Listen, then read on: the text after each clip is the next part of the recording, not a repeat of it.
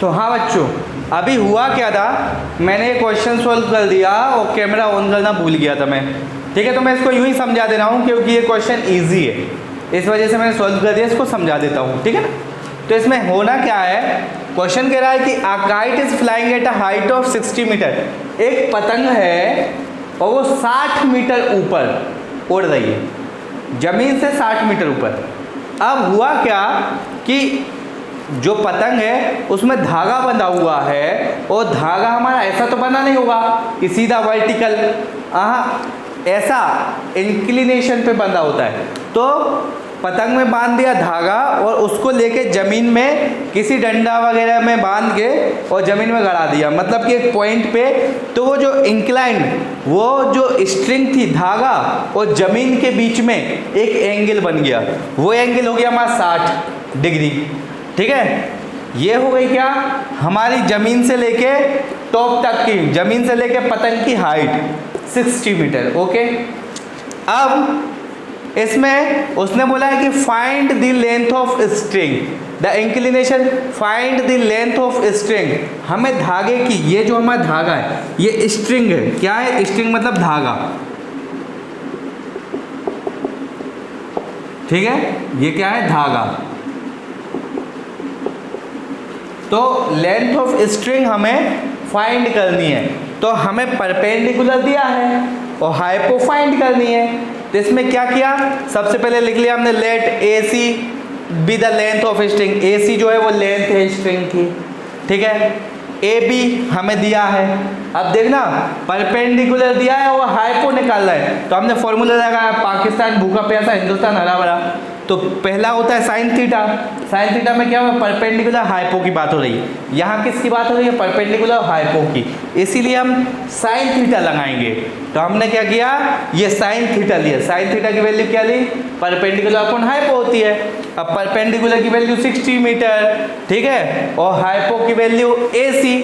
तो sine theta बराबर क्या लिखा हमने? Perpendicular upon hypo. ठीक है, परपेंडिकुलर हाइपो लिखा और परपेंडिकुलर अपॉन हाइपो और साइन थीटा की जगह पे 60, ये एंगल आता है थीटा की जगह पे। परपेंडिकुलर की वैल्यू 60 मीटर, AB जो दिया है हमें 60, हाइपो की वैल्यू AC, ये आ गया हमारा 60। ठीक है, साइन 60 की वैल्यू होती है √3/2, तो हमने √3/2 लिख लिया। अब ये AC इधर पहुंच गया और ये 2 इधर, जो मल्टीप्लाई में है वो डिवाइड में, और जो डिवाइड में वो मल्टीप्लाई में। तो देखना ये इधर पहुंचा मल्टीप्लाई में, और ये √3 नीचे आ गया, और ये इधर पहुंच गया। तो 60 × 2 √3 आ गया।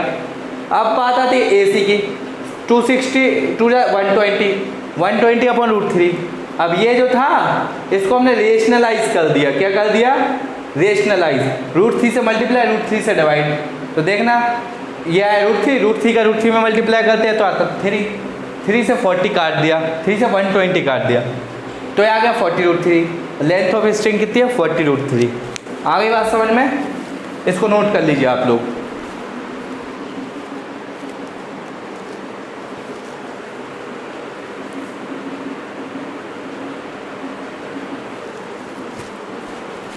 तो क्वेश्चन नंबर 6 में कह रहा है कि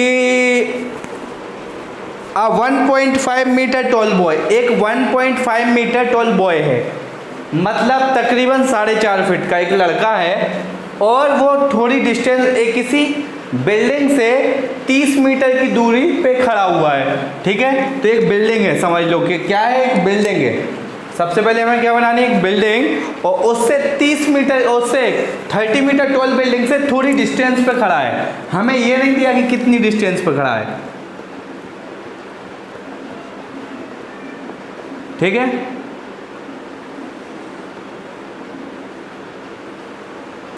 ये हो गई हमारी बिल्डिंग।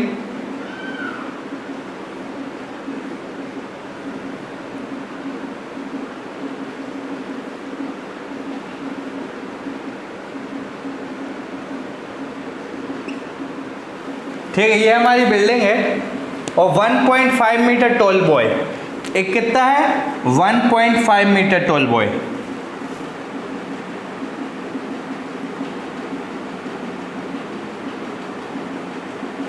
इसकी हाइट है टोटल 1.5 मीटर, ठीक है ना।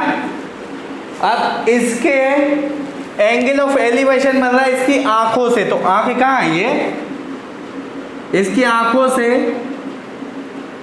ये बन रहा है एंगल ऑफ एलिवेशन, ठीक है, एंगल ऑफ एलिवेशन। तो यहां तक का लेंगे हम पॉइंट, ठीक है। तो कितना बन रहा है 30 डिग्री, ठीक है।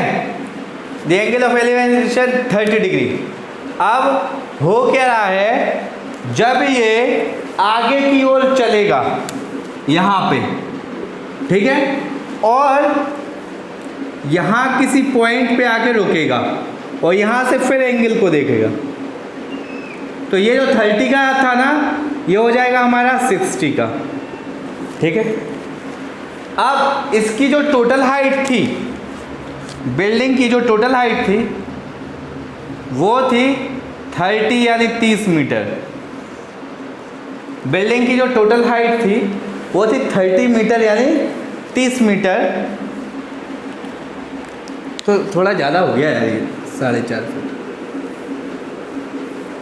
बिल्डिंग की हाइट और ज़्यादा है,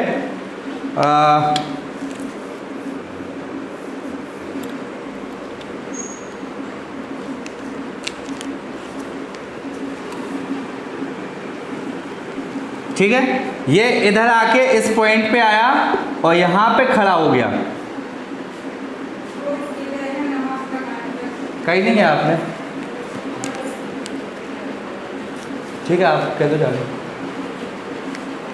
अब हो क्या रहा है इसके आगे कि ये 30 डिग्री बन रहा था एंगल, अब ये आगे वॉक किया तो यही एंगल हो गया 60 डिग्री का, ठीक है ना।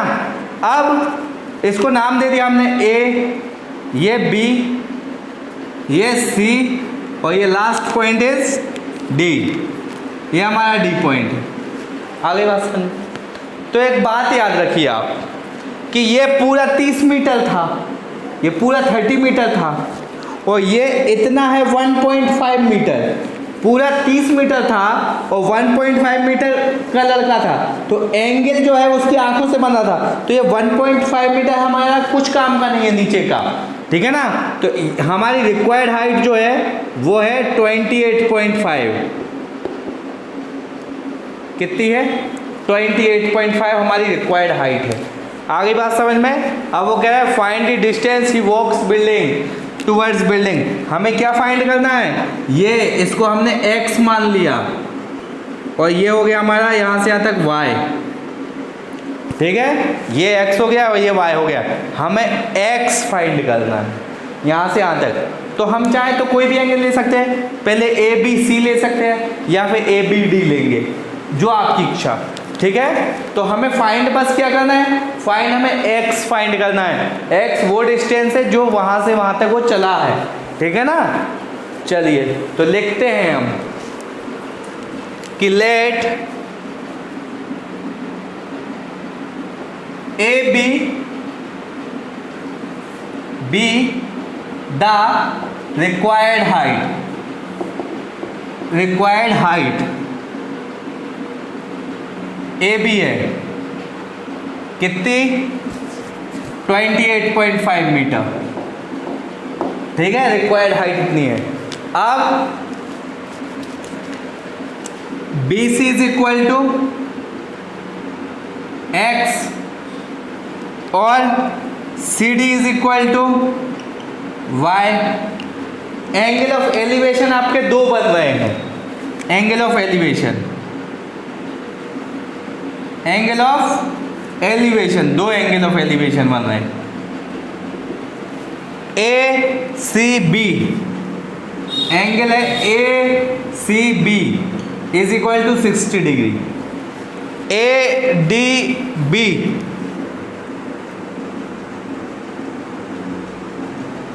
Thirty degree. आगे बात समझ में, एंगल ADB हमारा 30 डिग्री है। अब जब 60 डिग्री लेंगे तो ABC ट्राइंगल लेना है और जब 30 डिग्री लेंगे तो ADB लेना है, ठीक है ना। तो हम लेंगे सबसे पहले कोई सा भी ट्राइंगल, आपको जो लेना है वो ले सकते हैं, ठीक है ना। तो हम ले लेते हैं in triangle A B C, in triangle A B C perpendicular दिया है और बेस फाइंड करना है। क्या दिया है? परपेंडिकुलर और बेस। तो पंडित बद्री प्रसाद हर हर बोले, पाकिस्तान भूखा प्यासा नहीं था। तो परपेंडिकुलर बाय और परपेंडिकुलर बेस की बात टेन थीटा में हो रही, साइन कोस टेन, तो टेन थीटा लगाएंगे। तो लगाया हमने टेन थीटा परपेंडिकुलर अपॉन में बेस, ठीक है। टेन थीटा की वैल्यू बोलिए कितनी होती होगी? टेन थीटा की वैल्यू याद कर लेना आप लोग, ठीक है ना। तो टेन थीटा हमारा कितना है? 60। परपेंडिकुलर की वैल्यू 28.5, बेस की वैल्यू है y, ठीक है। बेस हमारा BC ले रहे हैं जो कि y है। 1060 की वैल्यू रख ली हमने √3, 28.5 अपॉन में y, ठीक।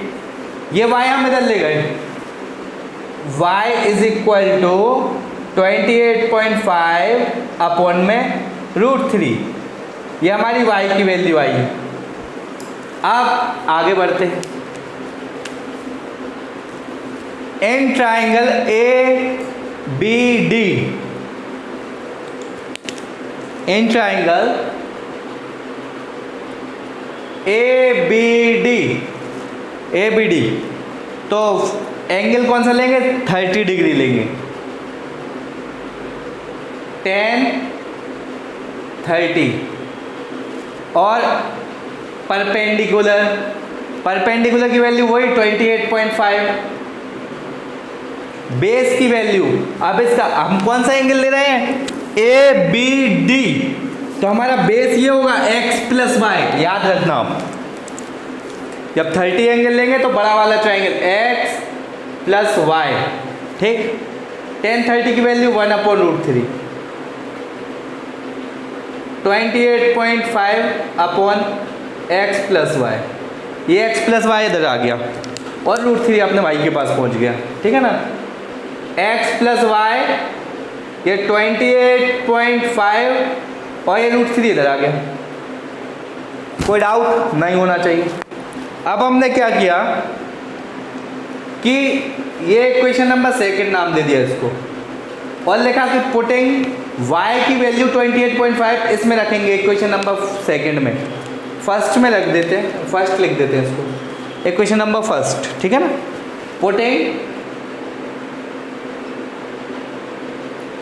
y is equal to 28.5 upon √3 in equation first. Equation first में 28.5 अपॉन √3 वैल्यू रखेंगे इधर y की जगह पे, तो x की जगह पे x प्लस y की जगह पे 28.5 √3, 28.5 अपॉन √3 इज इक्वल टू 28.5 √3।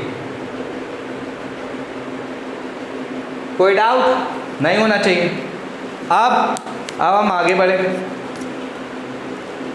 कि इसको ना ये प्लस से माइनस में लेके आया हम, ठीक है। तो ये प्लस से माइनस में आया, x 28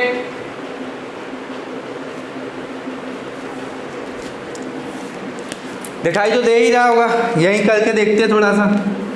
x is equal to ये 28.5 √3 और ये प्लस से माइनस में पहुंच गया इधर, माइनस का 28.5 अपॉन √3, ठीक है ना। ये देखिए आप 28.5 √3। अब इसको हम देखिए इधर सॉल्व कर रहे हैं,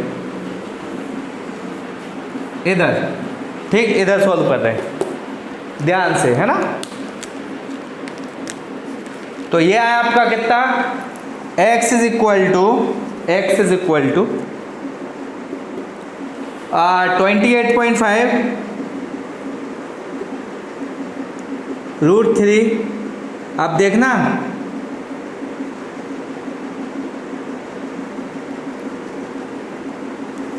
कि ये जो 28.5 √3 है, इसके अपन में तो √3 है, लेकिन इसके अपन में कुछ नहीं है, तो हमने 1 मान लिया। ठीक है, और √3 और 1 का एलसीएम ले लिया √3।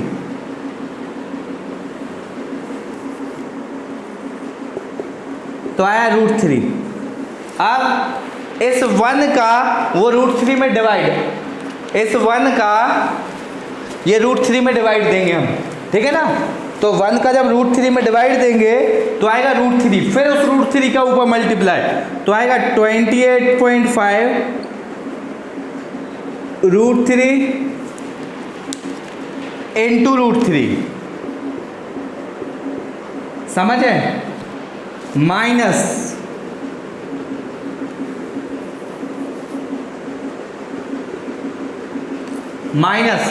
√3 का √3 में डिवाइड 1 का ऊपर करेंगे तो 28.5। ठीक है, आ गई बात समझ में। अब होगा क्या कि x इज इक्वल टू, ये √3 का √3 में मल्टीप्लाई करेंगे तो आएगा 3, तो आएगा 28.5 इंटू 3 माइनस 28.5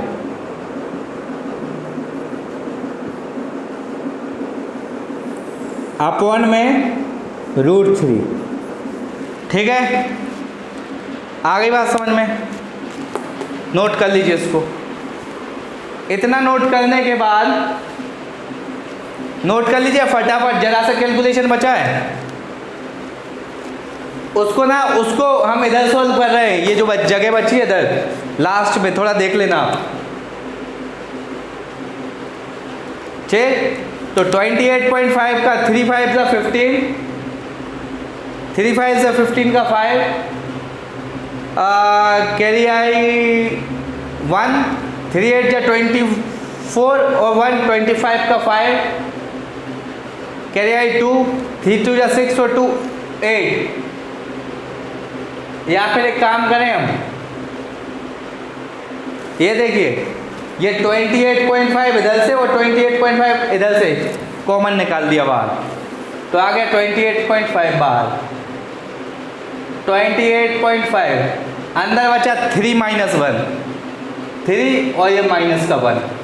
ठीक है, देखना कैसे, ये 28.5 पूरा और ये 28.5 बाहर निकल गया। अब बचा क्या, 3 माइनस, और इधर कुछ नहीं बचा तो 1 आ गया। ठीक, अब अपॉन में √3। ठीक है, तो x 28.5 और 3 माइनस 1 हो गया 2 अपॉन में √3। ठीक है ना, सेम चीज, 2 5 का 10 का 0, कैरी आई 1, 2 8 का 16 और 1 17 का 7, कैरी आई 1, 2 2 का 4 और 1 5 57, और ये पॉइंट लगाया इधर अपॉन में √3। ठीक, आ गई बात समझ में। इतना नोट कर लीजिए। ठीक है, इतना नोट कर लीजिए, थोड़ा सा हमें मिटाना पड़ेगा।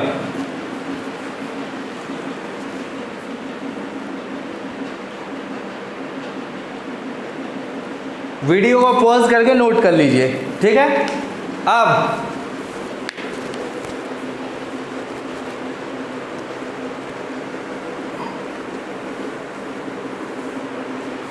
थोड़ा खुल के ही करा देते। देखो कितना है हमारा, x की वैल्यू 57 अपॉन में √3। अब √3 से मल्टीप्लाई, √3 से डिवाइड, रेशनलाइज, तो कहता है x is equal to 57 √3 upon में 3। 3 1 जा 3 बचा 2, 3 9 जा 27।